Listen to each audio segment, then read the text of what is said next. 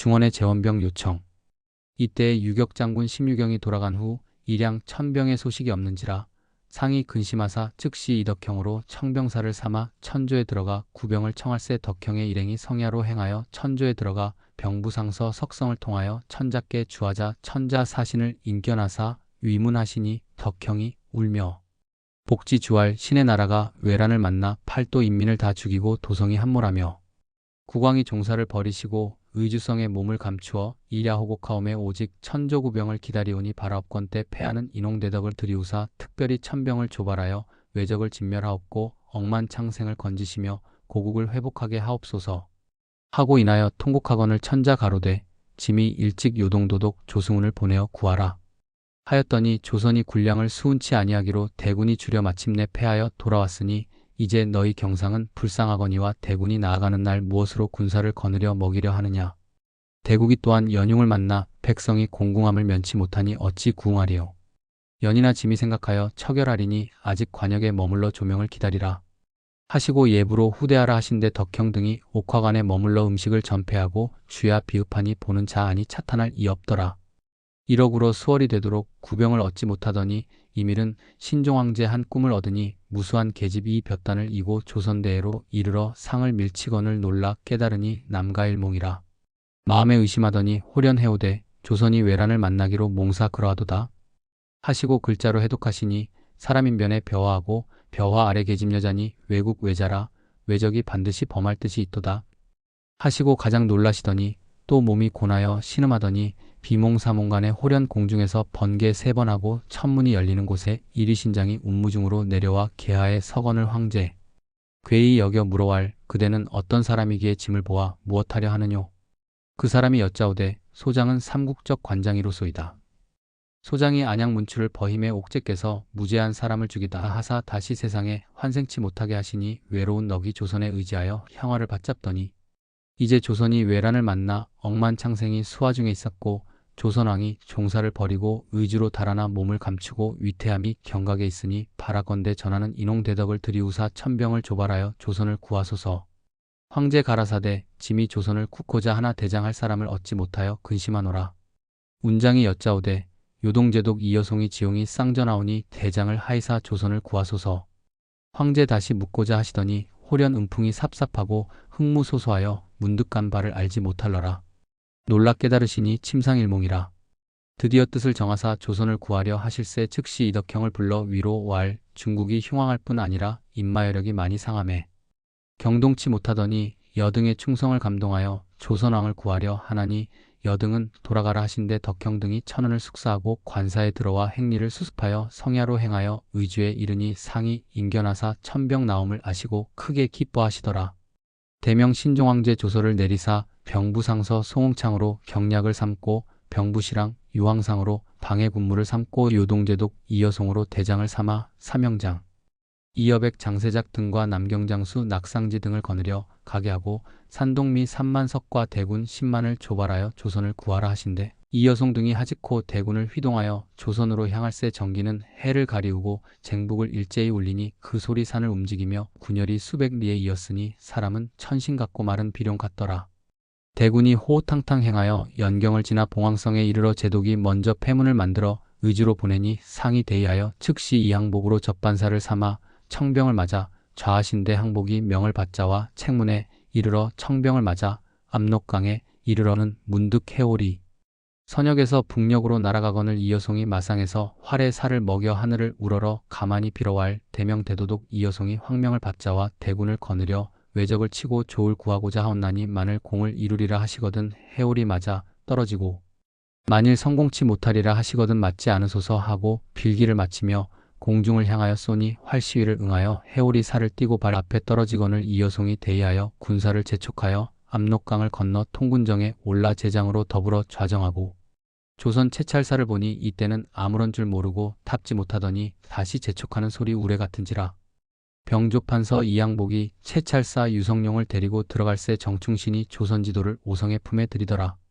오성이 무사를 좇아 당하에 이르니 제독이 호상에 걸어앉아 이르되 대병이 이에 이르렀으니 조선이 향도를 겸하여 선봉이 될 것이요 또 외적을 칠 기계를 차렸느냐. 오성이 창왕 중 생각지 못하다가 품으로조차 지도를 내어드리니 제독이 보고 대의왈 조선 국군이 불행하여 외란을 만났으나 이제로 보면 조련이 망치 아니하리라 하고 또 이르되 조선 왕을 한번 보고자 하노라. 말이 마치지 못하여 승전이 들어와 고할 조선 국왕이 오신다 한데 이여송 등이 상에 내려 예필 좌정 후 이여송이 눈을 들어 조선 왕의 상을 보니 제왕의 기상이 아니라 문득 의아하여 조선 채차를 불러 왈 너희 조선이 간사함이 특심하여 우리를 업신 여겨 임금이 아닌데 임금이라 하여 우리를 취맥하니 내 어찌 구할 뜻이 있으리요 하고 분기를 발하여 회군하는 영을 내리고 징을 쳐 군사를 물리라 하니 백관이며 모든 백성이 일시에 통곡왈 이제 천병이 물러가니 동방예의지국이 속절없이 왜국이 되리로다 하고 곡성이 진동하는지라. 이항복 유성룡이 상께 주할 이제 천병이 물러가오니 외적을 저당치 못하올지라. 일로 해옵건 때 조선이 일조의 왜국이 되올지라. 어찌 만극지 아니하리요. 전하는 통촉하소서 하고 인하여 통곡하니 상이 또한 방성대곡하시더니 이때 이여송의 무리 장중에 있더니 곡성을 듣고 좌우에게 문할 이 어인 곡성이뇨. 제장이 가로되 천병이 물러가옴을 조선왕이 통곡한다 하나이다. 이여송이 가로되 이는 반드시 용의 소리라. 분명한 왕의 울음이라 가히 아니 굳지 못하리라 하고 제장을 분부하여 회군하는 영을 거두니라. 차설 이 제독이 왕상을 청하여 다시 위로하기를 마치며 즉시 의주를 떠나 안주의 이름에 성남에 하체하니 정기패이라고 검국은 상설 같고 군용이 융성하니 조선 사람이 아니 기뻐할 이 없더라. 채찰사 유성룡이 들어와 이 제독을 보고 이를 의논하매 이때에 제독이 안주 동원에 앉아 혼연히 좌를 주고 외정을 자세히 물으니 성룡이 일일이 대답하고 인하여 평양지도를 내어드리니 제독이 보기를 마침에 성룡에게 이르되 외적이 다만 조총만 믿었나니 우리 대포를 바라면 5-6리는 가는지라. 적이 능히 어찌 대적하리요. 성룡이 대의하여 칭사하고 물러왔더니 제독이 본총병사 대수로 하여금 먼저 순안에 보내어 외적을 속여 왈 천조 이미 화친을 허하시고 16경이 장차 이리로 온다 하니 외적 평행장이 대의하여 잔치를 벌여 서로 경할세 외승현소 글을 읊으니 그 글에 가로되 부상복중화 사회 통일과 희기능 소설 건곤태평화 일본이 중원을 항복받으니 사회 한집 같도다. 기쁜 기운이 능히 눈을 녹이니 하늘 땅이 태평하도다 하였더라. 이때는 계사 춘정월이라. 평행장의 부장 평호란으로 하여금 40여인을 거느려 순안에 가 16경을 맞으라 하였더니 부총병사 대수 거짓 속여 술을 먹으라 하고 인하여 평호란을 미리 보내고 그 수하 군사를 다 잡아 죽이려 하더니 그중 두어 사람이 도망하여 평양에 들어가 보아니 적이 비로소 천병이 이른 줄 알고 마음에 가장 두려워하더라. 제독이 안주를 떠나 수안에 이르러 군사를 쉬게 하고 이튿날 군을 나와 평양을 싸고 포통문 칠성문을 치니 외병이 초총과 돌을 바라거늘 천병이 또한 대포를 놓으니 연염이 충천하고 성중 거처에 불이 일어나 외병이 황겁하여 능히 성을 지키지 못하거늘 천장 낙상지 오유충 등이 절강용사 수백을 거느려 각각 단검을 차고 성상에 뛰어오르니 외적이 능히 대적치 못하고 내성으로 달아나거늘 지국이 뒤를 따라 엄살하고 제독도 대군을 몰아 내성을 싸고 외적이 성상에서 조총을 바라며 돌을 날리니 천이여송이 가로되 이는 반드시 용의 소리라. 분명한 왕의 울음이라 가히 아니 굳지 못하리라 하고 제장을 분부하여 회군하는 영을 거두니라. 차설 이 제독이 왕상을 청하여 다시 위로하기를 마치며 즉시 의주를 떠나 안주의 이름에 성남에 하체하니 정기패이라고 검국은 상설 같고 군용이 융성하니 조선 사람이 아니 기뻐할 이 없더라.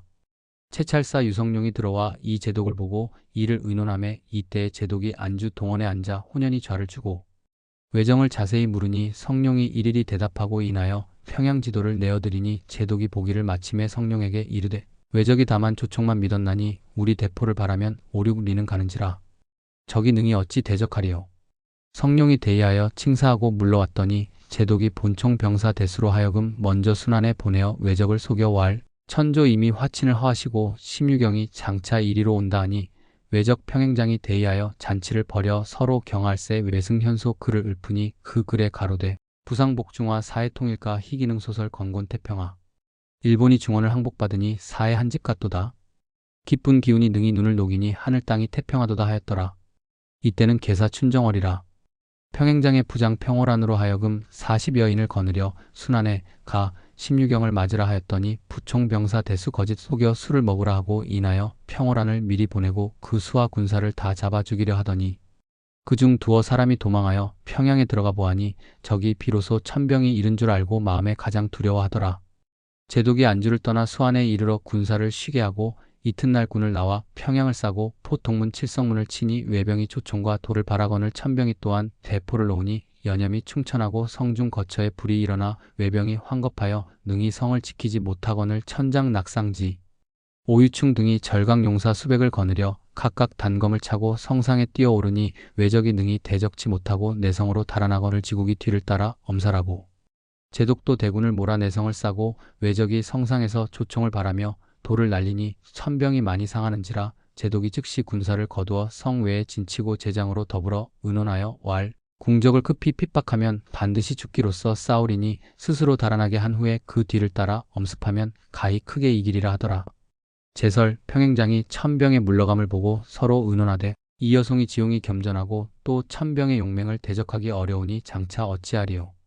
평이지 평조선 등이 이르되 우리 만일 싸우지 아니하고 굳게 지키면 천병이 양식이 지나여 물러가리니 그때를 타 엄습하면 가히 전승함을 얻으리라. 평행장이 이르되 우리 만약 고성을 지키다가 조선 군사 천병으로 협력하여 전우로 협공하면 어찌 능히 대적하리요 하고 연하여 얼음을 타고 대동강을 건너 경성을 바라고 가더니 의승장 유정을 만나 일진을 대패하고 급급히 도망하니라.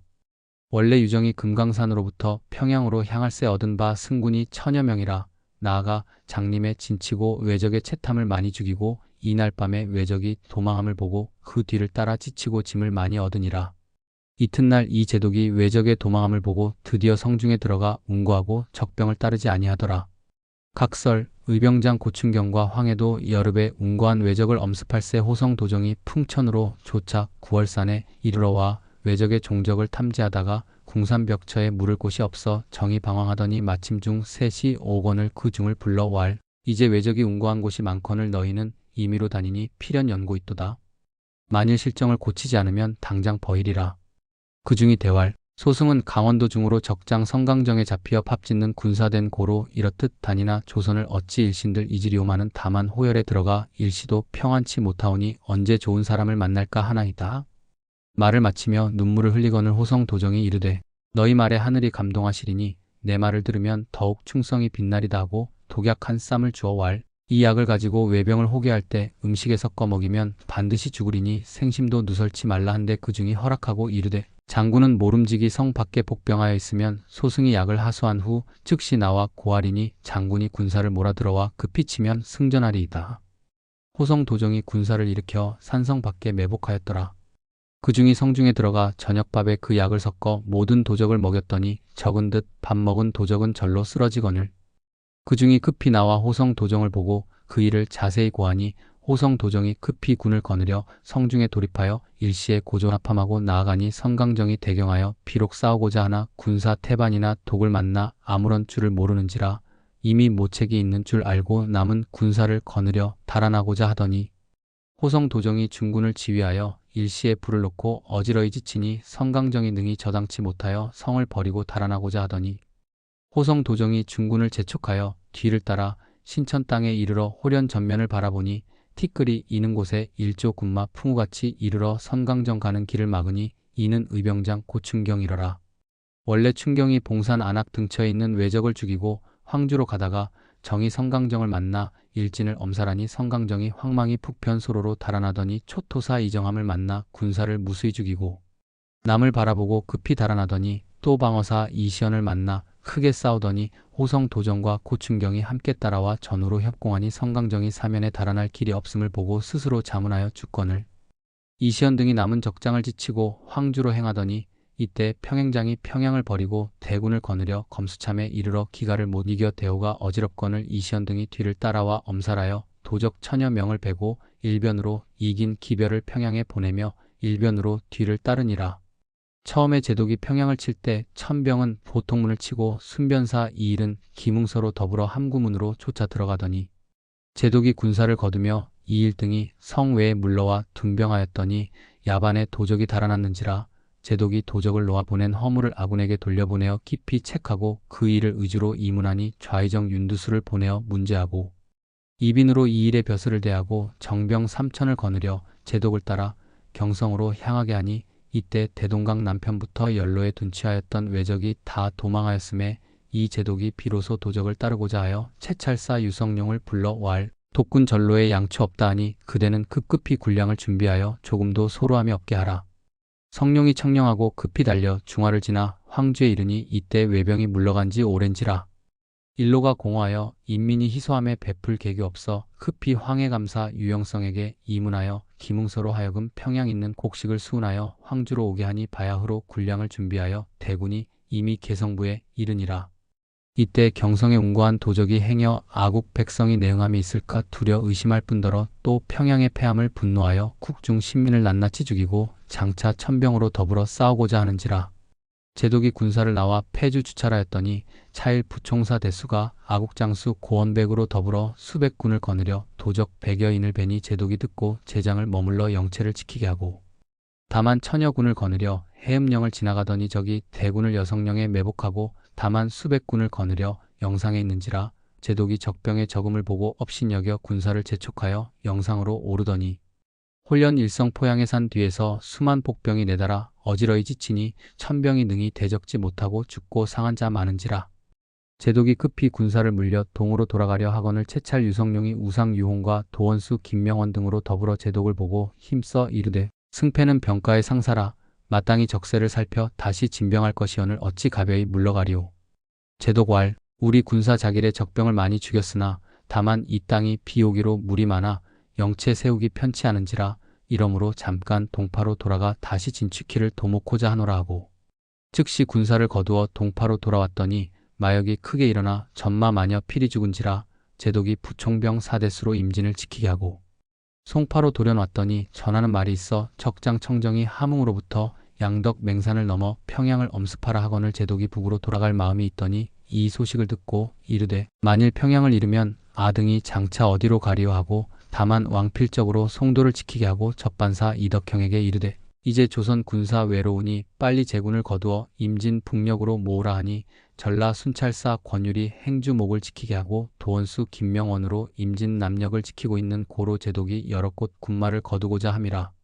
채찰사 유성룡이 이 소식을 듣고 급히 달려 중로에 이르러 제독을 보고 5가지 퇴군치 못함을 베풀어 왈 선왕의 분묘가 적혈에 침몰하였으니 가히 버리지 못할 것이요.